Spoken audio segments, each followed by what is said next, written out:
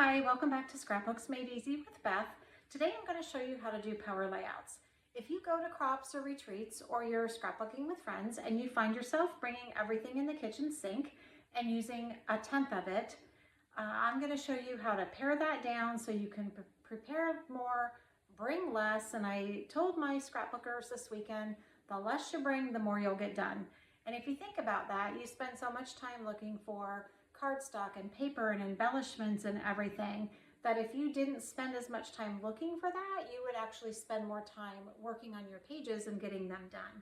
So this is going to be a little bit longer of a video than I normally do, but I really feel like it can have a big impact on how much you accomplish when you go to crops or even when you're working at home. If you can have this done ahead of time, you will just get so much more done. What I'm going to share with you today is how to bring less to crops, but yet get more done. So think about what I just said. Bring less, get more done. And the reason that is the more you have with you, the more you are spending your time looking for paper, looking for embellishments, looking for stickers. So I want to share with you today how to do power layouts. This is the Creative Memories layout box. When you first put it together, it's really stiff, but it does get better as you're going. And it has these great plastic guides. And I'll share with you, and then of course you can push this on here so it's closed. So if you drop it, your stuff is going to still stay in order. So that's the guide. These are the project folders. This one's really thick because we do a lot of outdoor stuff, camping, hiking, chasing waterfalls. Everything in this, my stickers, my mats, my embellishments, my papers, and anything that I might have cut out with those is in this one project folder. On this side is the long embellishments and your laser embellishments, and again, maybe something I've cut out, or one of the long sticker strips if you want to put it back there. So when I'm doing things for outdoors, I just pull this out and I go. All right, so I've just pulled some pictures together to show you how to do power layouts. You do want to have your photos organized as much as you can. And then you're looking at, this is a double page spread, that's a double page spread. I don't have all of them laid out, but I'm just going to give you an idea of how to power layout. So my first set of pictures is the beach. So I'm going to kind of throw some pictures out here and think how many I'm not thinking too much, but about how many pictures am I going to get on each page. So I'll look at those and I'll pick the best one, or I'll put them all on there and I'll scrapbook them later once I know what I'm going to use. And then I'm going to get rid of that one. So that's all I'm doing for my beach. If I had a lot more, I would then spread them out more to 4 pages. So, but again, that one I'll only pick one, so I can narrow that down a little bit. Then I have my grandson's 3rd birthday. I don't have a lot of pictures, so I would pick something else that I don't have a lot of pictures to go next to that. So I'm going to skip that right now, because remember, this is a double page spread, this is a double page spread, this is a double page spread. So now I'm going to move on to my daughter's graduation. I know there's a lot of duplicates in here. And again, I'm going to make that just a double page spread. So there's her on the stage. Don't need another one. That's a duplicate of that one. And then here's some of her other good friends, her husband. All right, so I'm going to get rid of these. And now I know that's a double page spread. I don't need to go to another double page spread. Here's where it gets tricky for me. All right, so lots of pictures of us being outdoors. So this is one trip we went on. The boys are fishing at the water. Don't need to make it another double page spread, so I'm just going to leave it like that because I will cut this picture down. So I know I'm good there. Then I'm going on to a trip to Minnesota where it was incredibly cold. Me being a Florida girl, loved it, and I got to play in the snow. So I'm going to just kind of lay out my photos. Then this is when I was up at the home office for Creative Memories. So I'll make that a separate one. And now here's where I look, I've got a double page spread and only one. So I could, if I wanted to, they'd be out of order, but I could combine, move his birthday over just a little bit, so it would be a one-page spread. Or, you know, this would be one and this would be one, and then go into this. Or, since 3 of these are just snow and ice, or I just get rid of the 10,000 icicles grow. And I am going to, I'll narrow those down, I'll get rid of that, and then I can put, there's me making somebody's box coming from the home office. So there's that.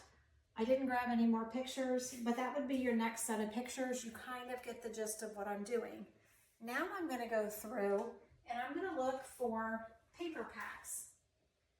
Let me grab my birthday paper.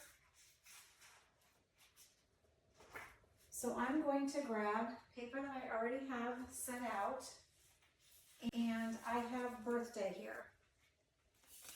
So I'm going to take, this is the birthday bash, I'm going to take just a couple sheets and put it in the birthday. If you're familiar with how Creative Memories paper works, you know that every one comes with the coordinating cardstock. So I would also take this cardstock and put a couple sheets on top of this, and then I'm done with that. Moving on to birthday. Oh, yeah, I got those mixed up. So this is birthday. So that I'm going to just put right there. And now a double page spread of the beach. So I'm going to grab my Sun Soaked with my stickers. I'm going to put the couple papers that I want to use on those. I'm going to add my stickers, and if you have some sun-soaked embellishments or mats, throw those too. Again, grab a couple pieces of cardstock that are here because you know they're going to match, and I'm done with that. Then I'm going to grab some graduation paper. I've already pre-pulled all this so you don't have to watch me going through all my paper. So I've pre-pulled some graduation paper. So I'm going to stick a couple of the graduation papers here and graduation stickers. And then again, I would pull some cardstock and throw it up there. Next we have outdoors. So I've gone through that big thing of papers. And here I have some outdoor paper and some camping paper. I'm just going to throw those out here. And then I have some embellishments that I'm going to put in here as well.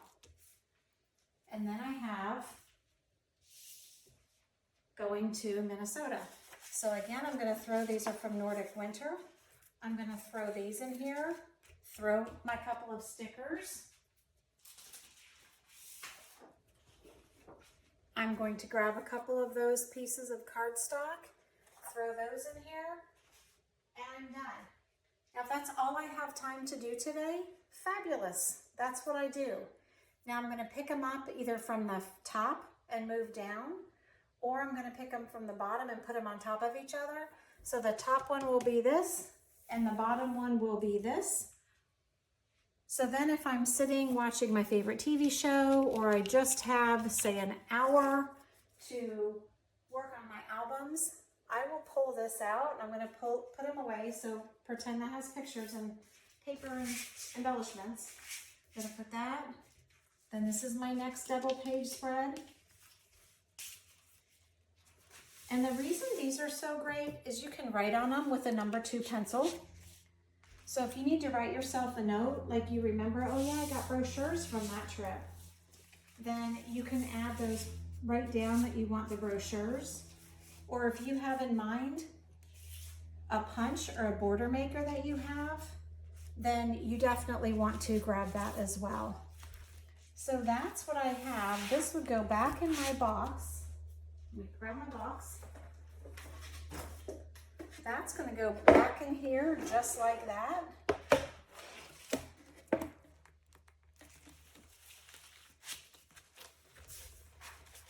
And now tonight, if I only have 5 minutes to do something or 10 minutes to do something, I'm just going to grab the first 2 set of guides here, and I'm going to work on just the beach pictures.